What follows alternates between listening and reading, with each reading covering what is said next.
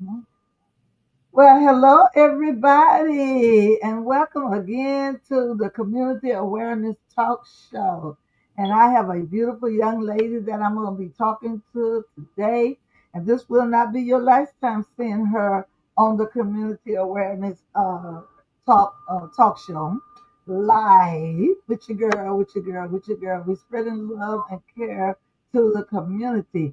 And if y'all would do me a favor right about now, whoever is tuning in, whether you're tuning in via YouTube or Facebook, hey, share this video because we got some important information that you need to be thinking about. And it's a little while off. It's going to be November, I think it's November 2026. But guess what? We need you all to be familiar with this name. I don't know why she didn't put her last name. I don't know why she didn't put her credentials. She is Chief Deputy at the Clerk of Court.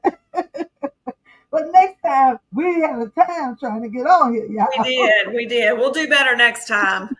So we'll do better next time. We'll do better next time, and she'll have all that information. Ooh, turn that down. Turn my phone down. So that's on Facebook. Okay, well, we had a time trying to get on here, but we're on here now. And just go ahead and introduce yourself. Let them know what your position is and what your name is, and actually where you're from. Okay. So my name is Alicia Fussell. I am from Kentwood. I live in Kentwood. I grew up in Amite. Graduated from Amite High School. I'm a warrior, or I was a warrior. But I currently work for the Clerk of Court's office, Tangipahoa Parish Clerk of Court. I'm the chief deputy there for Mr. Gary Stanga, and I've been there for 27 years. So I've worked in multiple departments in the office and worked my way up. And then when Mr. Stanga was elected clerk, he asked me to be his chief deputy. So I've been serving in that position since 2018 now. Okay, 2018, that's about 7 years. Yeah. Yep. Yep. Okay, okay. Now, before you became the deputy, what different positions did you? Where did you start off at? Okay, so Yeah. when I first started at the clerk's office, I started at what we call our recording desk, and that's where attorneys or just someone comes in to record a document. It's kind of an intake desk, so you have to be very familiar with notarial acts and where they're recorded in our office, whether it's a mortgage or a conveyance. So I started there, and then I went to work in our civil department. Our civil department processes all of the civil paperwork that's filed with us. We issue all of the papers, and we assist the customers. So I stayed there for about 9 years, I guess. And while I was in that department, I started helping another lady in the office. Her name was Carolyn Williams. She oversaw the elections department, and I kind of assisted her with that. And then she actually got sick and she left the office, and so I was asked to take that position. So when she left, I stepped into that position, which was an unknown for me. I wasn't familiar with that. That is a huge part of what the clerk's office does. Is the clerk is the chief elections officer for the parish. So I was running that department for him. And so I stayed in that position for about 16 years. So I did everything related to the elections in the office. And so, like I said, that's a huge part of what we do. We have to recruit and train commissioners. It's a lot of logistics for us. We have to, we'll assign the commissioners to the precinct, make sure the voting machines get out, and everything that goes along with that. So, anyway, so I served in that position for, like I said, about 16 years. And then I was appointed the chief deputy. So I'm very familiar with every facet of the office. So. Okay, okay, okay. Um, when you came in, did you come in with a college degree, or did you get it later? How, Right. So, like I said, I graduated from Amite High School, 1990, and then I went to LSU to their paralegal school. So that was my training initially. let me back up. I did go to Southeastern for 2 years. Then I moved to LSU and I got my paralegal certificate. So that was my training for many years, which a paralegal and clerk's office kind of work hand in hand. So that made me, very familiar with all of the things that go on in the clerk's office. And I also did title work, which is a huge thing in our office as well. And then I went back to Southeastern and I got my degree in business administration from Southeastern. So that's my education. And then since I've been in the clerk's office, I'm also a graduate of the Leadership Tangipahoa class. So I don't know if, you're familiar or your viewers are familiar with it, but that's a very prestigious. Yeah, it's a very good thing. It teaches you a lot about your parish and, being that we are there to help the public. I learned a lot about the parish. I thought I knew a lot, but I learned a lot more. So it's just good resources that I can pass on to other people who may not be familiar with where to go for certain things. So, it's a very good class. That's a great class. My sister was the regional director of one of the guarantee banks. Okay. She had to go to that. Yeah. Y'all had to cover a little bit, and then y'all had to graduate from it. Yeah, it was real. Yeah. Nice. Yeah. We actually went through it. It was the COVID year, so our year was cut kind of short, but we enjoyed, and then you just make lifelong friends through that process as well. So it's a very good program. So. Okay, I understand in interviewing Gary back when the time he was running for the re-election of clerk and court, he said the experience he had in business and management.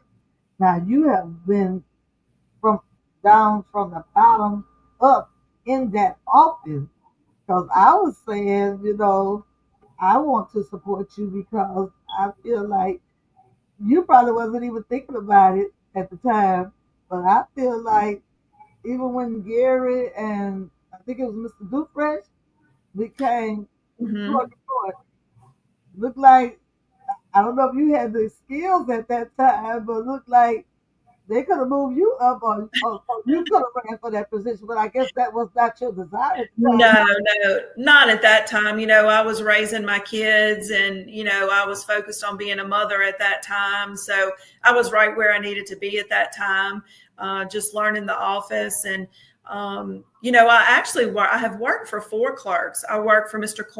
Carmen Moore. In high school, I had a part-time job there. And then, I went off to college and did all the things. And then I came back, and that's Mr. John Dahmer hired me on full-time. So I worked for Mr. Dahmer and then Mr. Dufresh and now Mr. Stanga. So I like to say I've worked for 4 clerks. They allowed me the opportunity to get my foot in the door and work and get the knowledge. But now I'm going to have to go to the people for them to allow me to continue to working for them in the office. So, do you know, can you think about when you decided that you would want to run for clerk? It was after I became chief deputy and really saw the office from a different perspective, from the business side, really running the office, and then having the knowledge of the inner workings of the office. That was kind of like, okay. And then I was at a point in my life, my kids are grown. I've past that. And so and then, Gary knowing that he's going to retire. And so I just felt like, it was the time for me to give it a try. So I have the experience. I know the office. I know what we're there to do. I know our purpose. I have a passion for the office, and I have a passion for helping the people. I really enjoy helping people, because so many times people come in our office, they come and they know that they need something. They just don't exactly know what it is. And so they'll sit down and tell me what they're doing, what they're trying to do, and then I can guide them. And if it's something in our office, obviously we get it for them, help them with it, but it may not be in our office. They may need another office, and I can guide them over there. So, I really enjoy being able to help people, because, when people come to us, like I said, they just don't quite know what they need. They know that they need something, but, the things that we do in our office isn't something that people deal with every day. So it can be overwhelming to them, confusing. And so we like to be that assistance to help guide them through whatever they're trying to work through, because our office does so many things. People come to us for so many different things. So anyway, so yeah, so that's when Gary knew that he wasn't going to run again. I said, well, it's time. It's Right. time. And as you're saying what you're saying, being that you've been there so long, and being that you started out at the bottom, and being that, like you were saying, a lot of times people don't know what they want. You know right off the bat when they start talking how to direct them and what they want and what they need. Have you encountered? Because I know Gary has, and I'm sure Mr. Dufresh has. But even before you were deputy and being deputy, have you had a lot of encounter with a lot of different people in the public, the people that actually come there? Oh yeah, absolutely. It started when I was, working in our elections department because, like I said, we have to recruit and train commissioners. And so I was able to meet so many people across the parish who work for us as commissioners. So that's where I really got to meet a lot of people through that work. And then now as chief deputy, it just continues. I still have commissioners call me today, and I'm not over that department, but I'm still very in tune with that department. I know what's going on, and so yeah, I mean, every day there's somebody that we're helping with something. So, and then. Go ahead, baby. Well, I was just going to say, one of the other things that we are, the clerk is the keeper of records. That is our main job, is we keep all of the records of the parish. So it's very important that we make those records accessible to the public. And so, people come in the office, we can help them with it. But on I guess kind of the flip side of that too is attorneys need our records. That whenever you buy or you sell a home, your deed and your mortgage is recorded with us. And so all the things that go into that process, the attorneys and notaries have to be able to access those records. So years ago, you had to come into our office to access them. Well, now they're available online. And we're building on that, making just about everything that is allowed by law accessible to the public online. Now there is a fee for that because we are a fee-driven office, but I'm very in tune to what the attorneys need and to make it easily accessible to them. But not just attorneys. I mean, anybody can access it online. It's just that is the group of people who typically demand it more so because that's what they use in their daily work. So I'm very in tune to that. Very driven to try and get as much as that available online as we can. And we have a lot, and that's just the way everything is going. Everything will be online. So, but all of the old stuff is what, takes time to get online. So anyway, And that's as you said, you started when you was in high school, so you are, from what I see, well rooted and grounded in the clerk of court's office. And yeah. I was just a copy clerk then. I just made copies, I didn't, but you no, you didn't. yeah, you still get a feel of, what's what, because there's a lot of history in the office, knowing where to find those things. And that's where it started. And I have just built on that over the years. So. Okay. How about, okay, what are the exact things that you have done to vastly improve the operation? Well, the first thing when I became chief deputy, I was driven to make sure that we got a software that was compatible with the times, with the technology that we need now.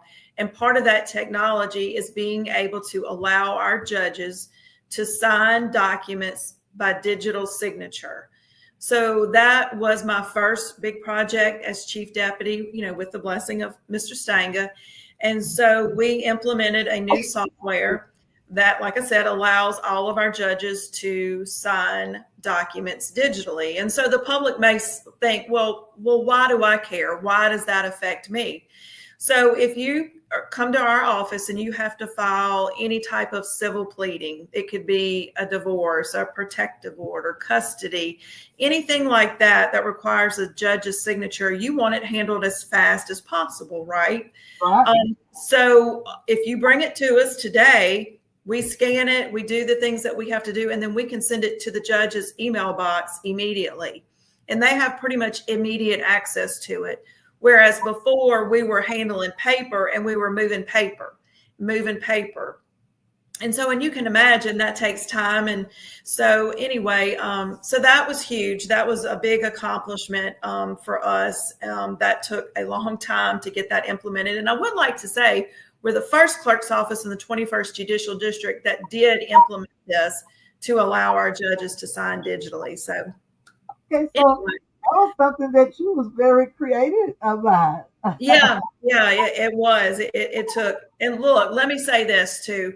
We have a great staff in our office. We have roughly 55 employees. We have the best staff, and they worked with us to get through this process. It wasn't anything that I did on my own. It took a village, and we have some really great staff, and they helped us with that as well. So that was my first, I would say, major project that I did as chief deputy. And then one of the other things that we implemented, and this was Gary's idea, and it has been great. It's the property fraud alert system. Some of your listeners may have heard about it because we've been trying to get out and about and talk about that. But that's just a way for people to have a protection to protect if anyone's trying to record something as it relates to their property. So we do that, and we maintain that. And then something else that we do, we've been doing this for several years. This actually started under Mr. Dufresh, but we've continued to do it because we understand the importance it is to the people of the parish and surrounding areas as we issue birth certificates for vital records. We don't maintain those records in our office, but we make them accessible to the public.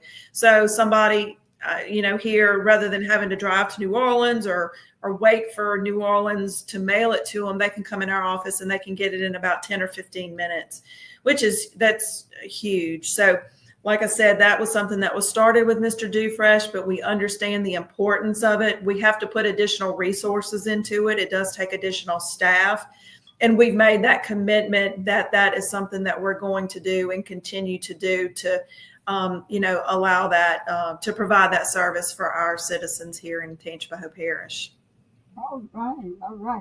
And so this is the lowest level job up there, and are y'all still hiring for that, or y'all don't need people for that anymore? I don't know, that might be something I can do, make copies. So that's you don't need a lot of education and experience to make copies. No, we're fully staffed right now. Like I said, we have a good staff where it's a good office to work in. So, typically when we get somebody in, that they stay for the long haul. So turnover is very little, other than retirements and things like that. So, but I was just saying that is still a department, though. That is Oh yes, absolutely. We are committed to that, to doing that. Yeah. That's good. Yeah. That sounds good because you never know. That's right. And then might need to know that there's a certain job where you make copies. And then one of the other things, and I kind of talked about it a little bit, but it is so important. I want to stress it again, is just making more and more documents available online. Whenever attorneys or abstractors are doing research on a piece of property prior to it being sold, they need access to our records. So we're in the process of completing a project that's going to allow, that's going to give access to conveyance records back to roughly 1930s, which is huge. Right now we start at online, we go back to about 1952. So we're doing one more project to make those records available back to around 1930. So that's a huge a huge accomplishment as well. So, like I said, that the average person probably doesn't understand how that affects them in their everyday life. But if you ever purchase, sell land, then on their behalf, there will be somebody in our office researching our records or online researching our records. Okay, okay. Well, that's great to know. Um, when I heard you talk a little bit about it, I was listening with the second ear and stuff, but the public is hearing everything you're saying. But because you've been through a lot of departments and you moved on and climbed up the ladder. And see me, I'm the type of person like this, and I even see jobs like what you have, just like I see the church. If there's a minister there that has went through the Sunday school teacher, the superintendent, maybe even the secretary, the treasurer, and then the assistant to the pastor, I don't really believe that outsiders ought to come in and take over that position. I Yeah, believe yeah, that people are supposed to move up the ranks and yeah. somebody qualified like yourself are. And I know a lot of people may hate me for that, but I did hear about you early on, and then I've seen your qualifications and heard how you moved up.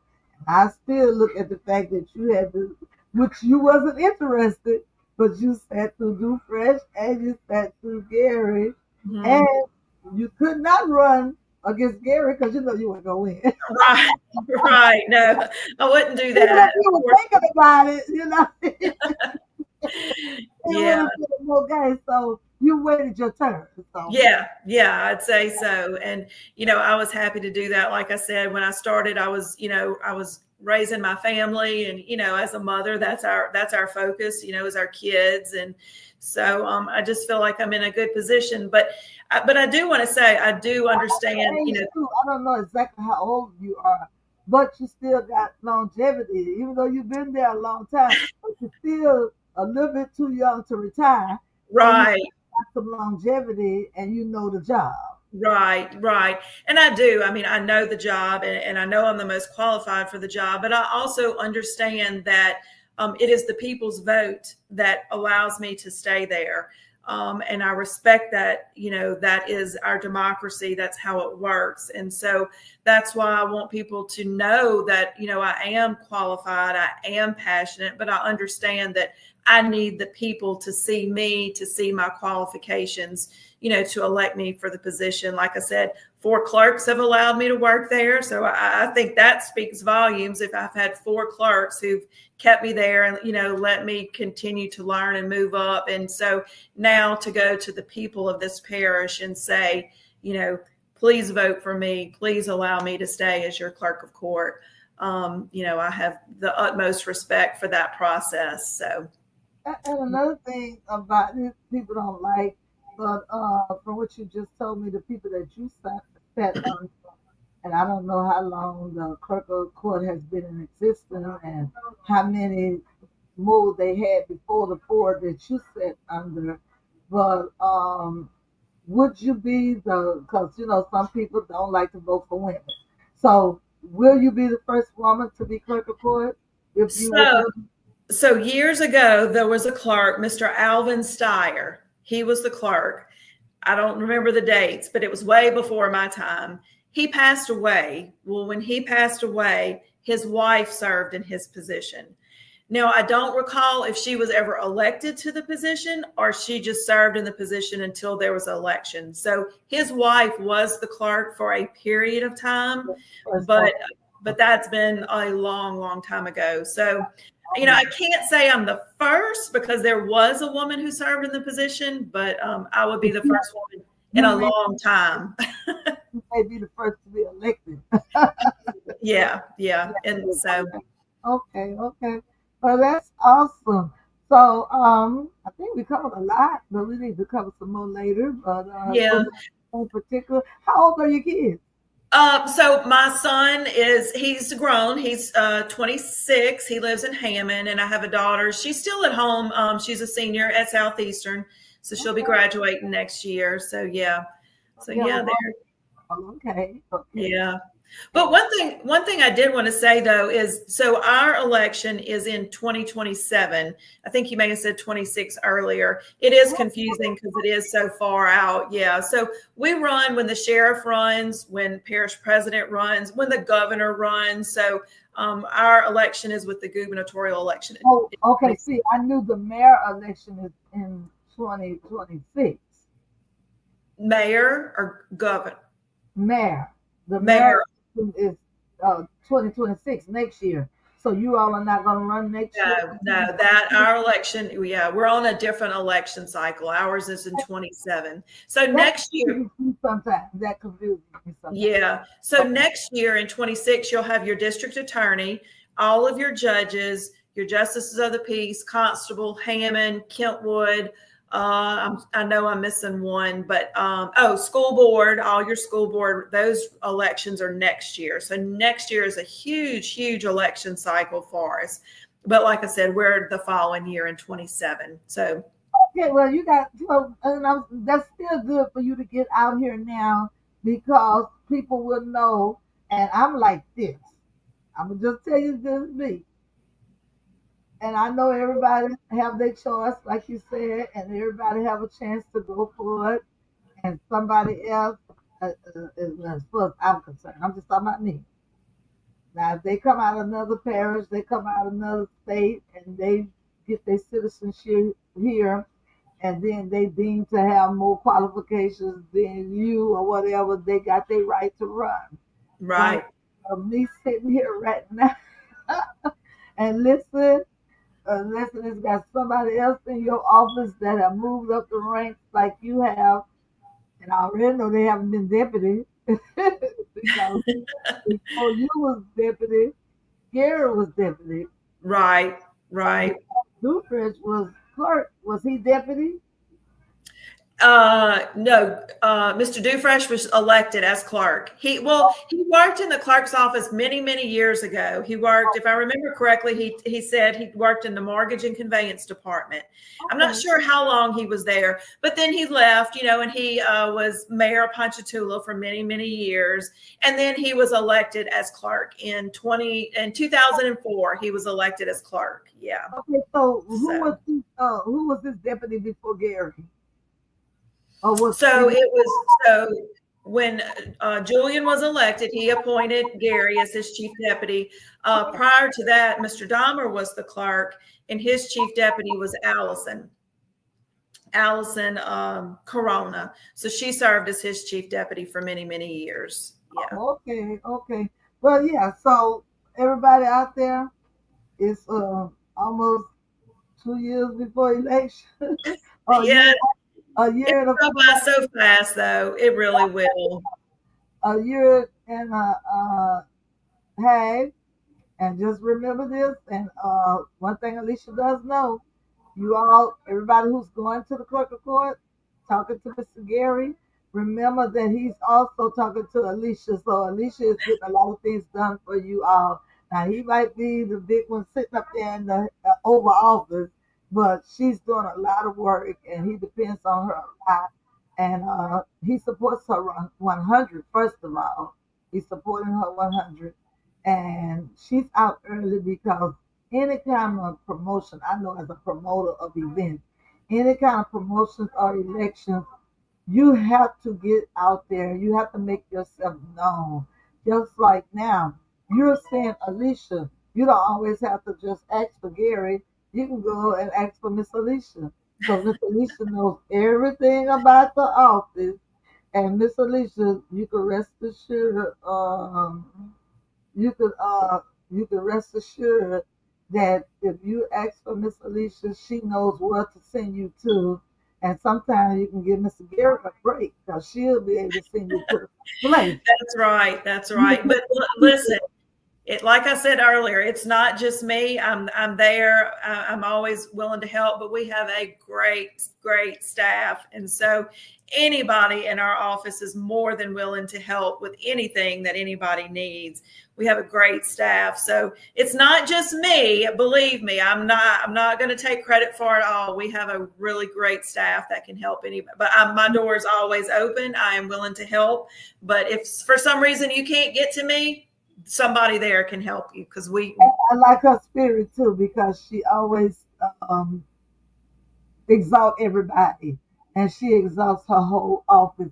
So I believe that she'll be a person that her staff will continue to support her and be able to work with her because they've seen her face. Everybody that's there, I think Miss Gary told me, she's one of the ones that's been there since before he came.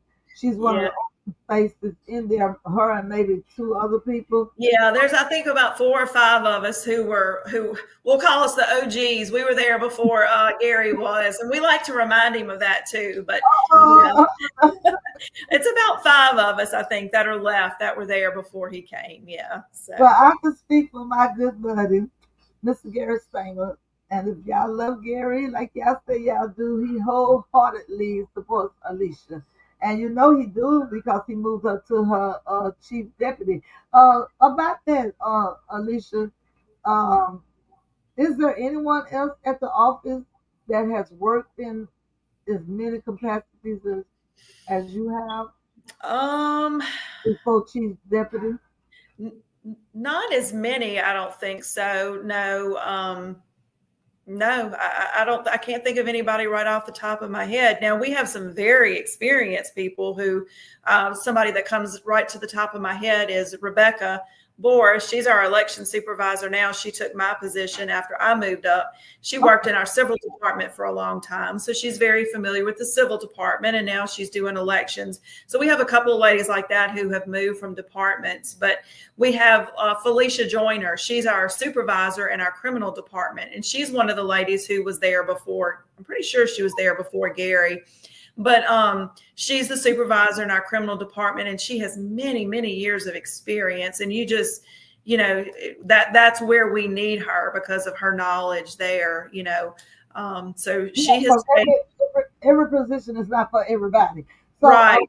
also tell me this, and the reason I asked that because I know that uh, did you apply for chief deputy or were you handpicked for chief deputy? I guess I was handpicked. Yeah, he offered me. He said, "Will you be my chief deputy?" And I went, "Yeah." Now, Yeah.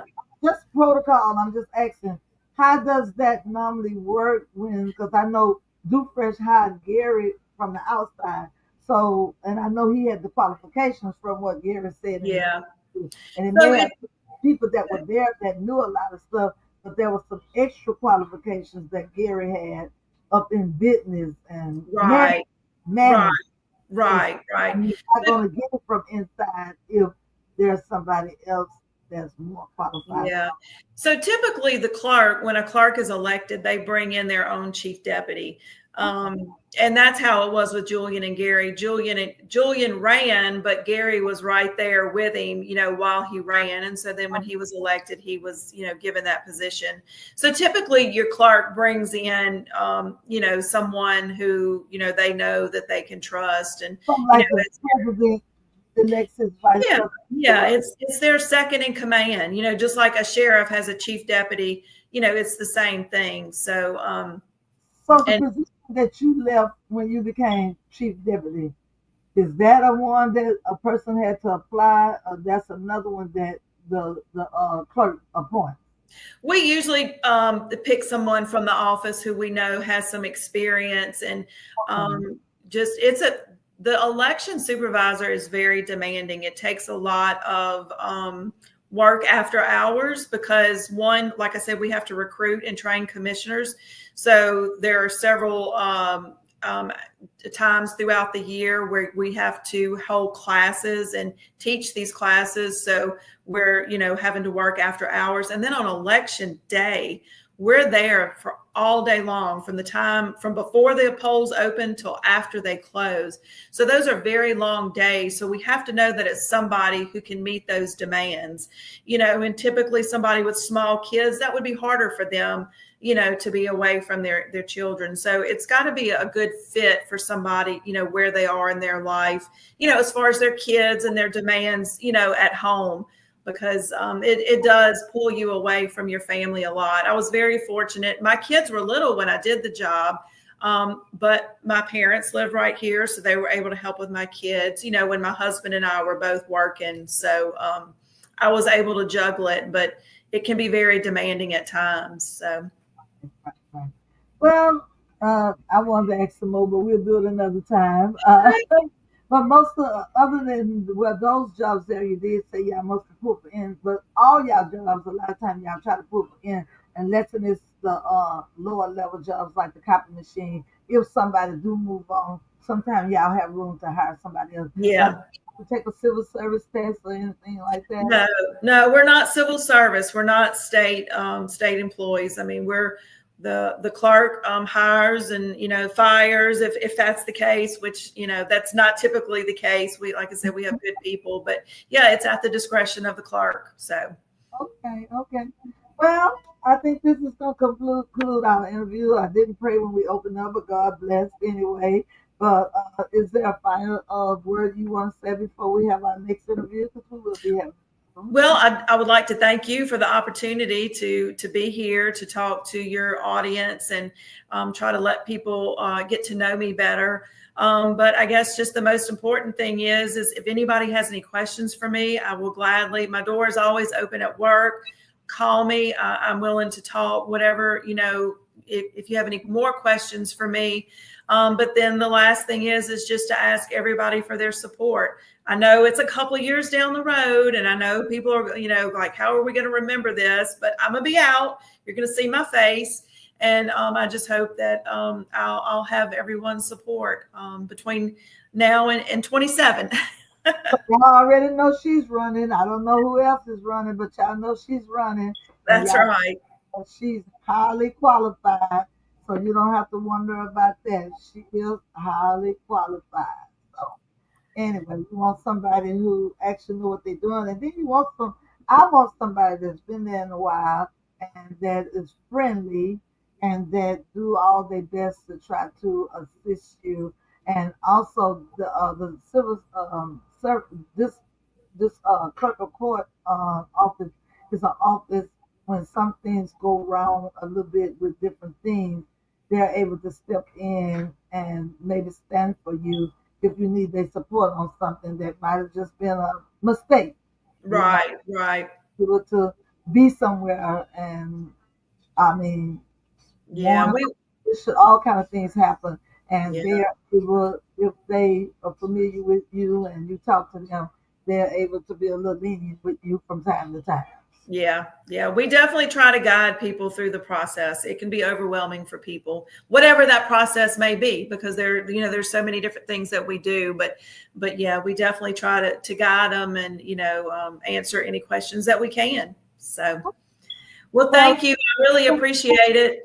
and I'm going to pray right quick, and we're going to Okay. end on the video, share the video. Father God, we just thank you in the name of your daughter, son Jesus, for this opportunity to talk to Miss Alicia, the Chief Deputy of the Clerk of Court, and to be able to put it out there to let people know that she will be running in 2027 and that they will give her their support.